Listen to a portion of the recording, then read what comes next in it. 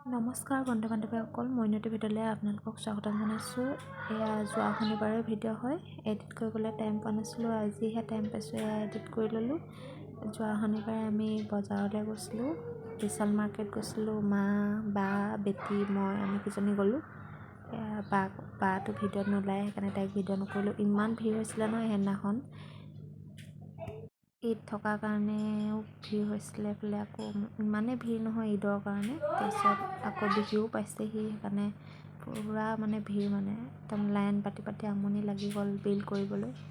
এয়া মই লাইন পাতি আছোঁ, বাই অকণমান ভিডিঅ' কৰি দিছিলে। দেখিছেনে ইমান মানুহ নহয়। তাৰপিছত এইফালে আকৌ বেটিয়ে ৰসমলাই খাম বুলি ক'লে, সেইকাৰণে তাইক ৰসমলাই অৰ্ডাৰ কৰি দিলোঁ। তাৰপিছত আমি চাহ খাম, ওলাই গ'লেতো চাহকাপ খামেই আৰু চাহ নাখালে ভালে নালাগে। বায়ে চিঙৰা খালে, বা আৰু মায়ে। তাৰপিছত মই এইফালে কালাকান খালোঁ। মোৰ আকৌ চিঙৰা খালে গেষ্ট্ৰিক হৈ যায়, সেইকাৰণে নাখালোঁ। তাৰপিছত চাহ তাহ খাই কিনি আকৌ ঘৰলৈ বুলি উভতিলোঁ। আজি ভিডিঅ'টো ইমানেই। ভিডিঅ'টো ভাল লাগিলে লাইক কমেণ্ট কৰি দিব।